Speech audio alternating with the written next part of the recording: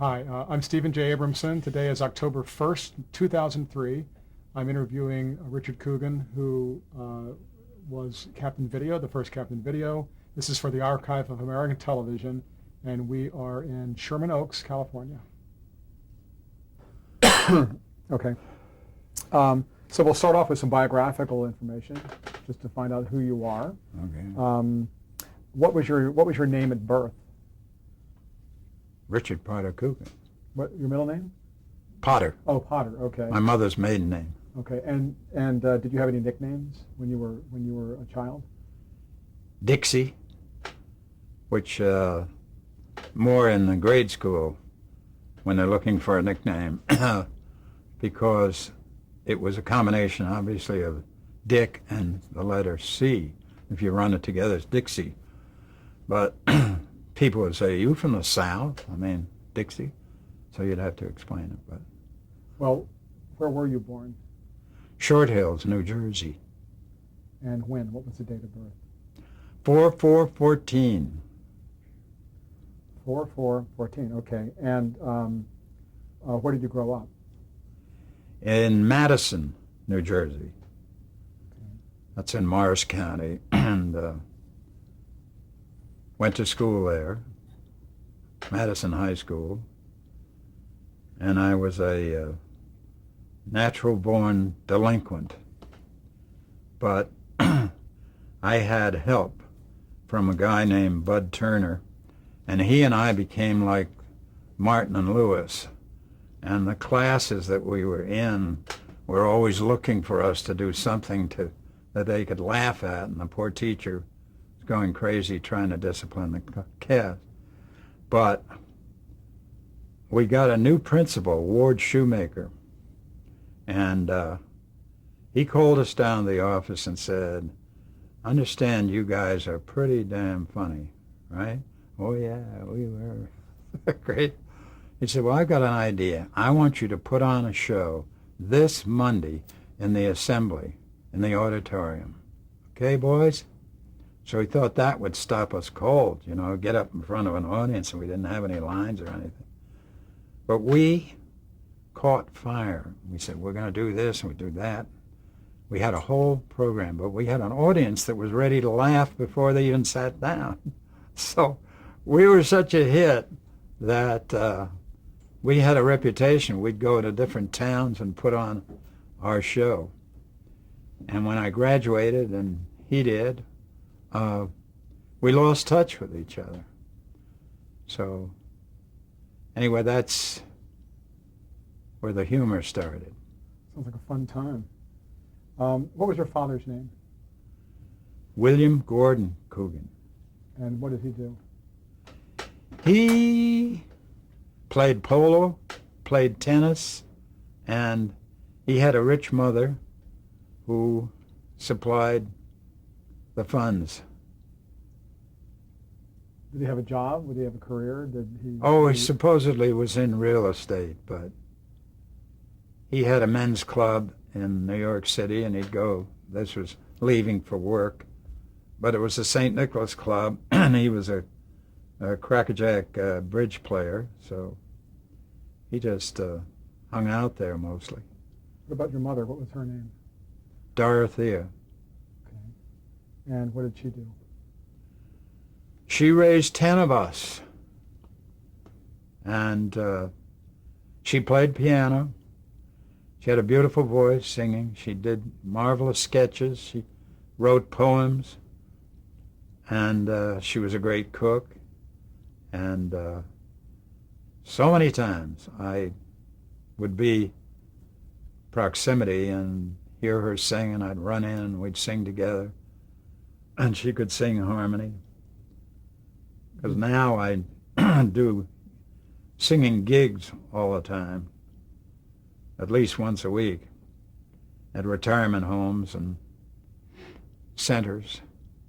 I enjoy that because when I sing, my accompanist said, "Dick, you are unusual because the average person is struggling with the notes and just trying to get the beat right. But it's very seldom you find somebody that sings the song like it was written, like you would talk the song. You sing to the people. Most people are singing over the audience and not involved at all. If I see somebody going along, mouthing the words, I'll walk right up to them and put the microphone in there. Come on, you sing too. So it's a mutual enjoyment thing. Did your mom teach you to sing, or did it just come naturally? I guess so.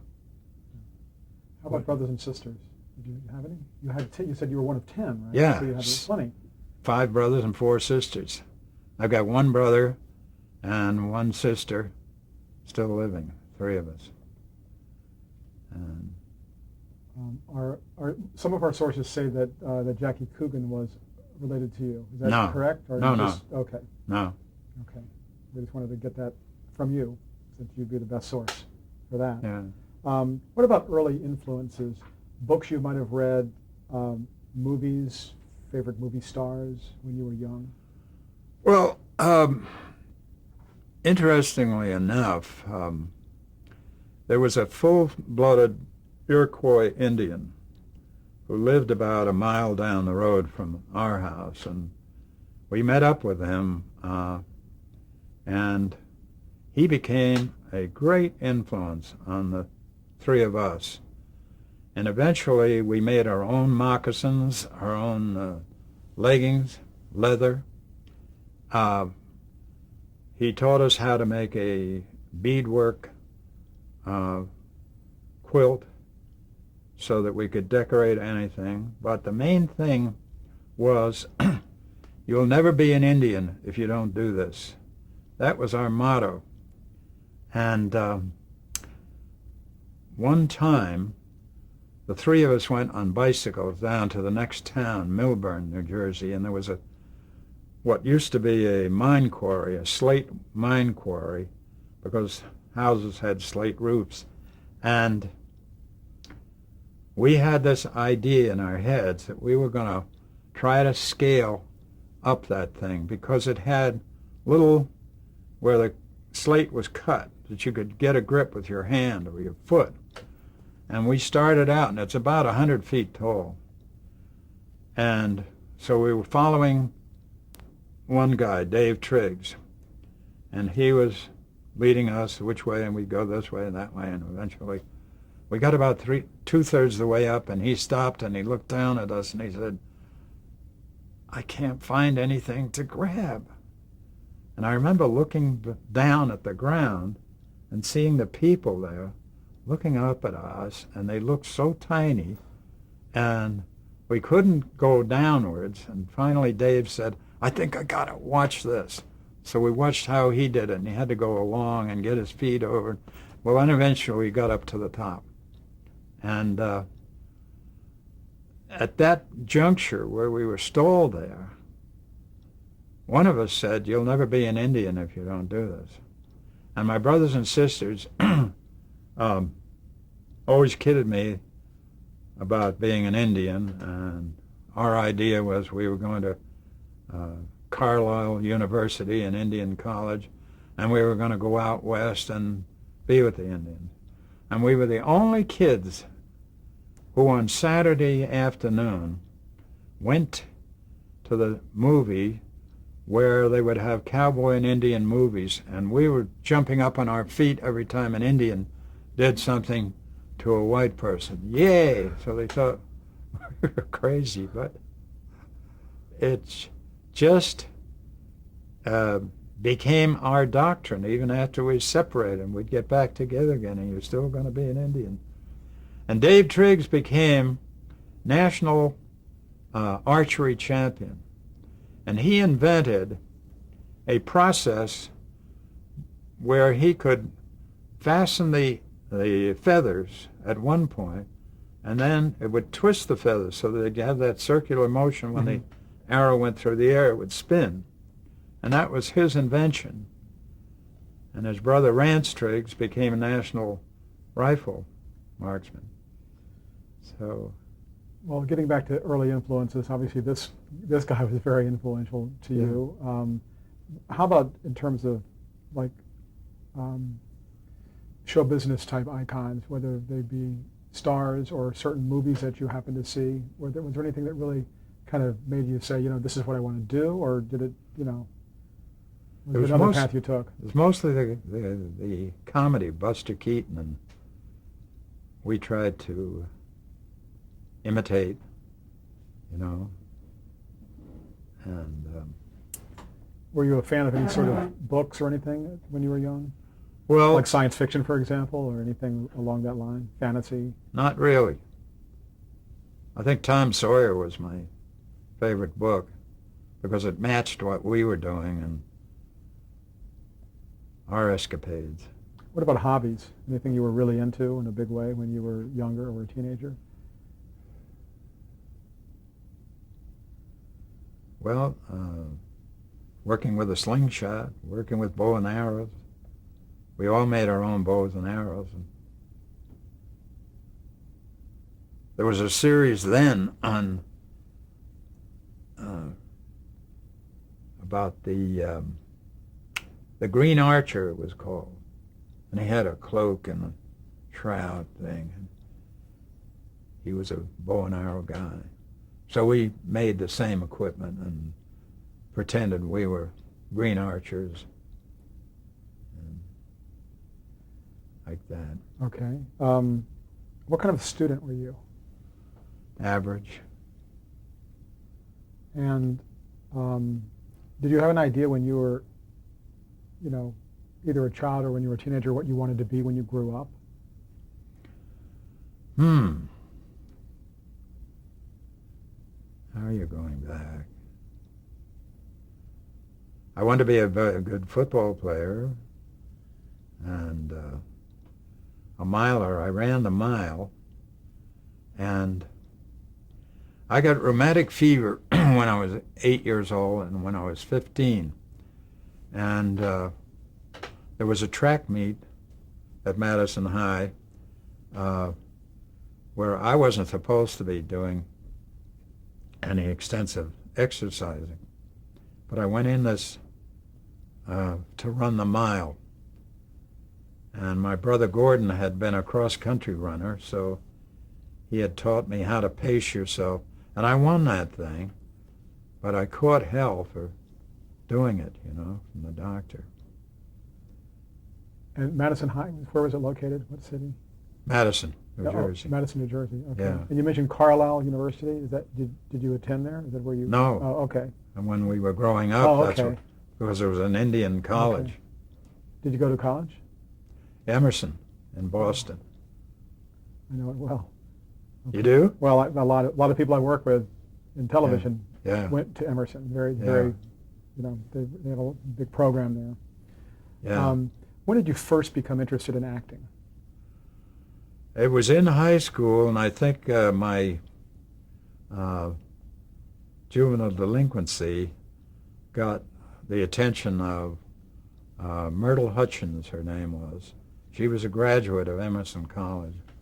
And so she put me in a play. And so I got the bug then, I think, that I could do something on stage that was similar to what Bud and I had done on that auditorium, to be up on a stage with an audience. And if you've never done it, or anybody who has done it, there's nothing like it, because you're out there and you're communing with the audience. And although it's supposed to be another wall, but I would do a play today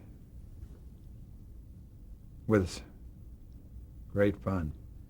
What was your first paying gig as an actor? Or when did you become a professional actor? That was in radio when I went from college to New York City and got into an audition and won the part. And the character was Robbie Hughes on Young Dr. Malone. And I was on that for like a year. Isabel Elsom played my mother on it. And from that day on, I seemed to be never out of work. I was doing TV or radio or theater, and sometimes both, TV and theater. Were you doing any films at that point in your career, that early time? No. Okay. And as far as television goes, what was your first television job? And what I mean, television was new. What did you think of television at the time? I mean, radio had been established, certainly theater. Well, it was very scary for most people because you couldn't stop and start over again and going live.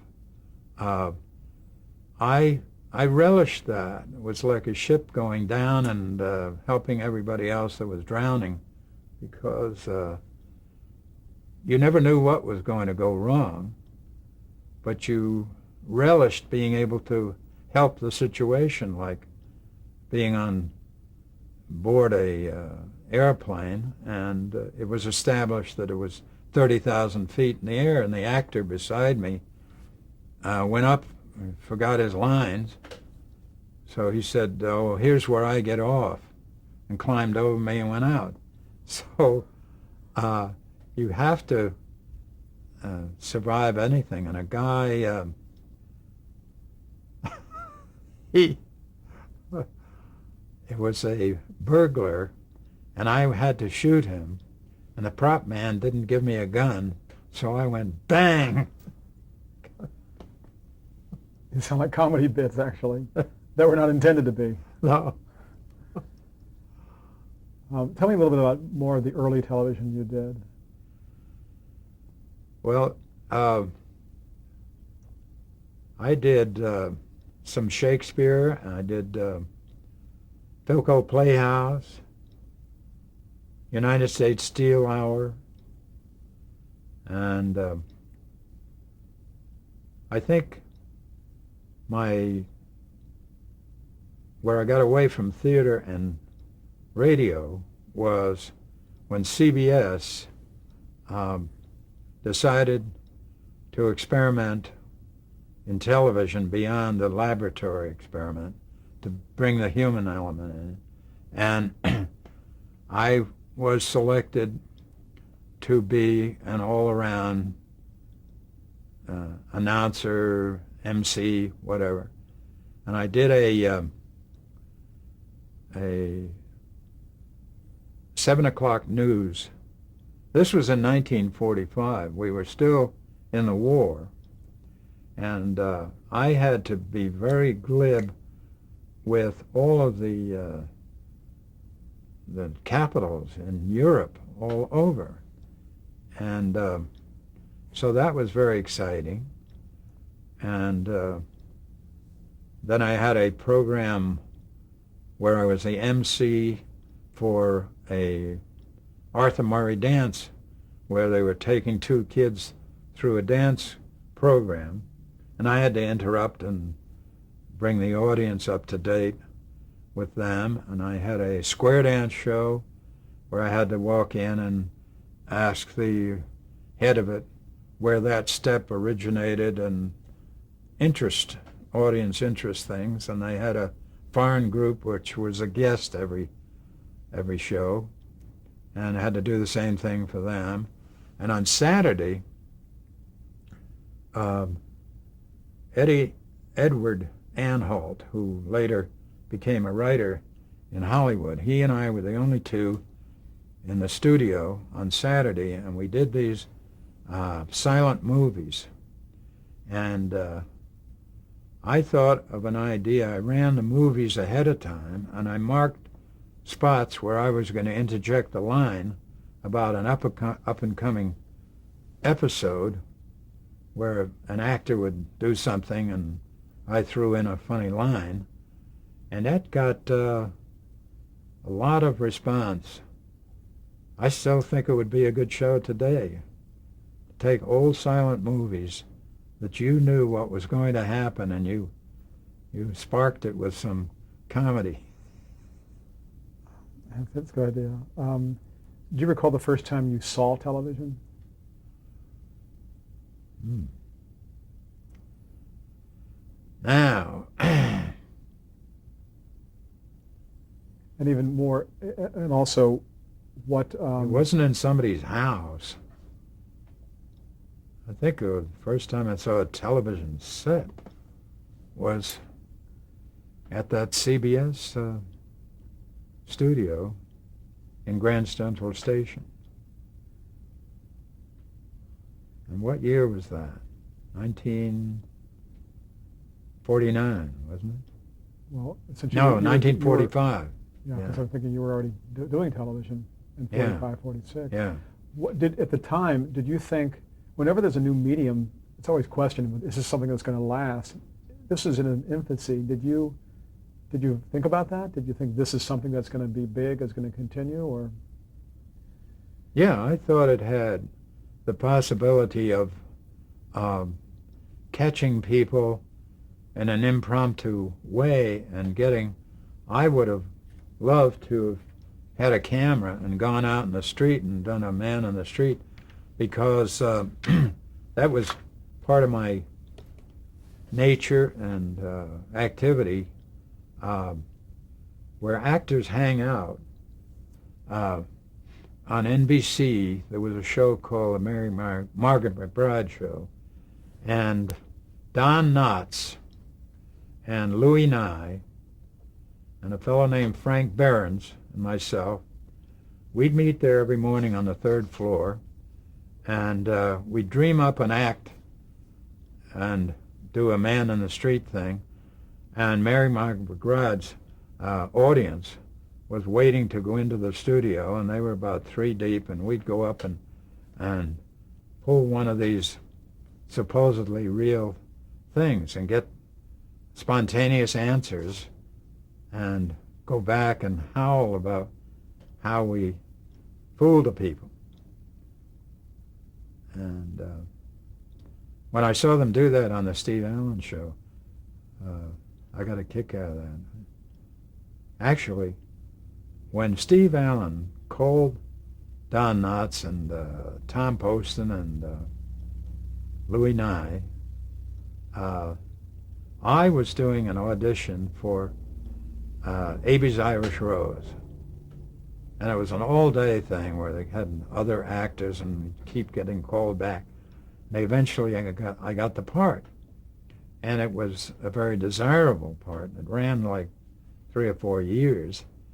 But the next day, our group got together and said, well, what'd you guys do? I said, oh, we went over to this guy, Steve Allen, and he auditioned us. I said, what'd you do? Well, I did a man on the street thing, and he did this, and I did. So we're all going to work for him. I said, doing what? Well, he's going to have a nighttime show, and we're going to be on it. What did you do?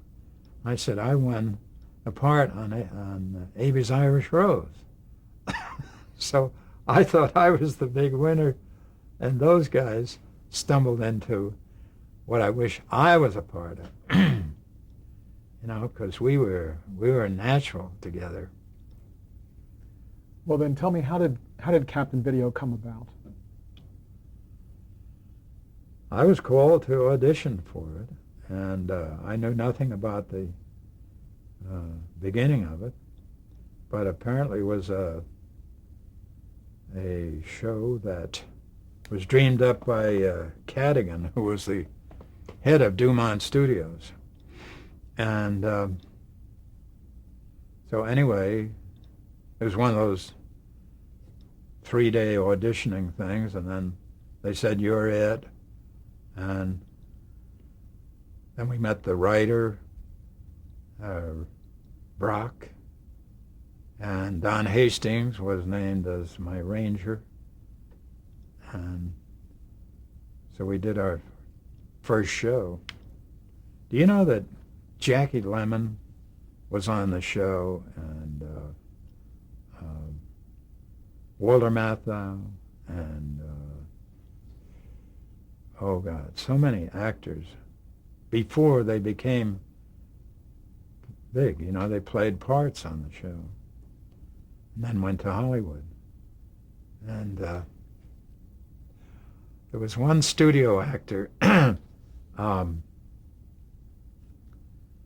his name escapes me, and it shouldn't, because he's a good actor. But we had a scene where he was the native that was going to hide the ranger and myself from people killing us.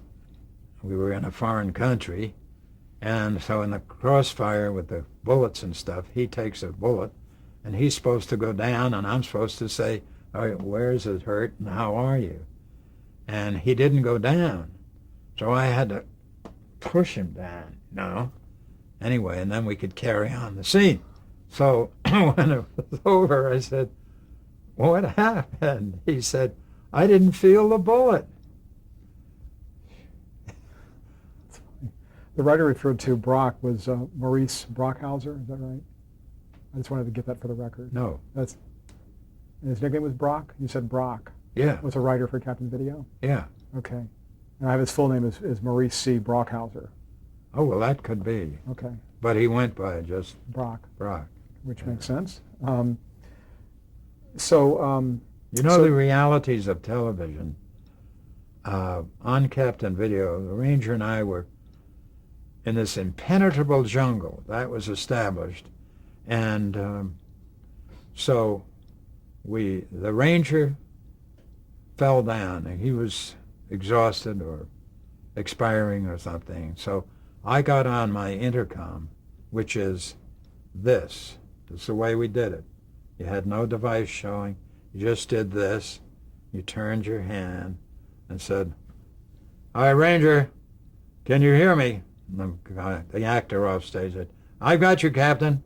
I said, well, let me give you my location. And you have to get here fast because the Ranger is expiring. And so I gave him the location. He said, I'll be right there, Captain. The next thing you hear in the sound effects was a car's tires screeching on a freeway. He mixed up the record. I guess people got that, though. But it so got me, I had to fall down on my knees and pretend that I was helping the Ranger. Things like that happened a lot in television. When you were auditioning, how did they describe Captain Video to you, the show and the character? Or did they? No, we just had a script, and he was in his laboratory, as I remember, and he was explaining a device that he had invented and telling the Ranger about it and how it worked and what it would do. So it was a little scientific mumbo-jumbo, but it also had a reality to two people together. Okay, we'll change tape.